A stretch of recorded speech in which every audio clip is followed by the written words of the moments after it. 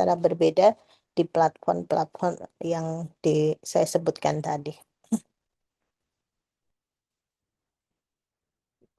Nah, eh, setelah kita tahu apa yang bisa diolah dan konteksnya di dalam text mining, maka sekarang saya ingin sedikit menyinggung ya terkait dengan langkah utama di dalam text mining, ya, di mana ada beberapa langkah di sini yang tadi di kelompok berapa tadi ya, itu sudah sedikit disinggung ya. Di situ ada tokenizing, ada lematisasi. Nah, ini meskipun sebenarnya belum sampai ke situ ya.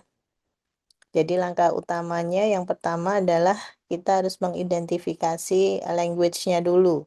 Kita mau pakai bahasa apa? Bahasa Inggris, bahasa Indonesia, ini nanti juga pasti akan sangat berbeda. Sangat berbeda dalam representasinya ya.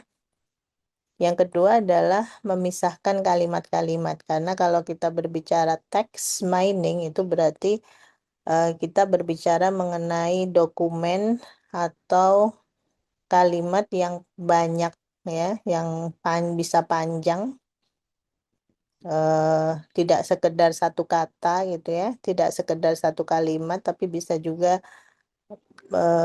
dalam satu paragraf atau bahkan berhalaman-halaman.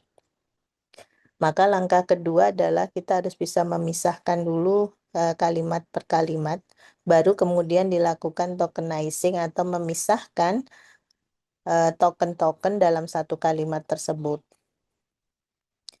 Nah, kemudian lematisasi itu adalah langkah untuk mengambil kata dasar, gampangnya gitu. Kata dasar di dalam token-token yang ada dalam satu kalimat. Karena terkadang untuk mengetahui arti dari satu kalimat, terutama contohnya bahasa Indonesia gitu ya, kita harus mengetahui terlebih dahulu kata dasarnya. Karena di dalam bahasa Indonesia kita banyak kata kerja itu banyak menggunakan kata dasar ditambahkan dengan awalan atau akhiran atau sisipan gitu ya.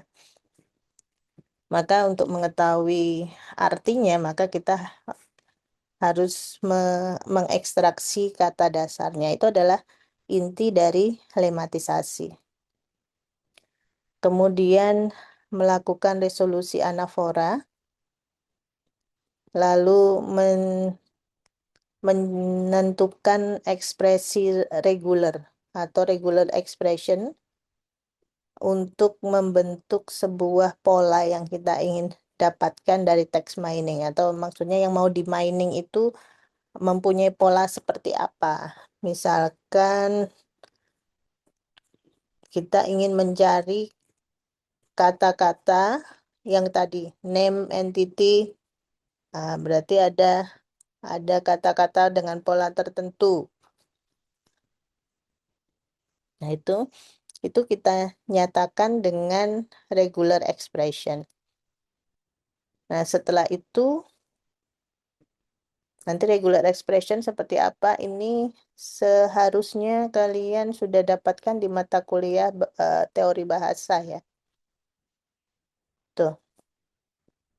Kemudian kalau yang 2024 dapat mata kuliahnya, tapi yang 2023 itu digabungkan dengan teori graf. Kemudian ada post tagging.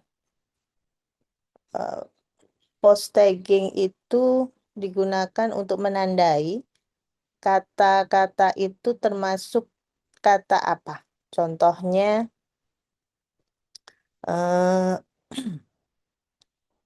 kata apa ya? Kata lari gitu ya. Lari itu termasuk kata kerja atau kata sifat atau kata benda seperti itu. Itu yang dimaksud dengan post tagging. Nah, kemudian ini tadi entity name recognition ya. Name entity recognition atau NER itu kita memberi tanda mana yang termasuk eh, kata-kata yang termasuk dalam entiti tertentu. Misalkan kata nama kota, nama orang, nama desa, nama provinsi, dan seterusnya. Lalu ada metodologi penguraian atau parsing ya, untuk menganalisis susunan kata dalam satu kalimat sesuai dengan tata bahasa tertentu. Makanya kita di langkah awal kan harus mengidentifikasi bahasa dulu, sehingga nanti eh, grammarnya atau tata bahasanya yang kita analisis di dalam parsing itu sesuai dengan bahasa yang kita olah. Apakah bahasa Indonesia, bahasa Inggris, atau bahasa lainnya. Nah, kemudian kita perlu melihat bahasa itu, ya, sumber daya dari bahasa tersebut, mengelompokkan stop word. Stop word itu adalah kata-kata yang tidak memiliki arti atau makna tertentu atau dalam satu kalimat, ya. Contohnya itu, yang, sedang, nah kayak gitu. Itu adalah termasuk stop word. Kemudian yang masuk ke leksikon sentimen, kata-kata yang menunjukkan sentimen. Lalu ekspresi multikata. Kalau ada kata yang memang harus eh, baru berarti kalau lebih dari dua kata misalkan, ya.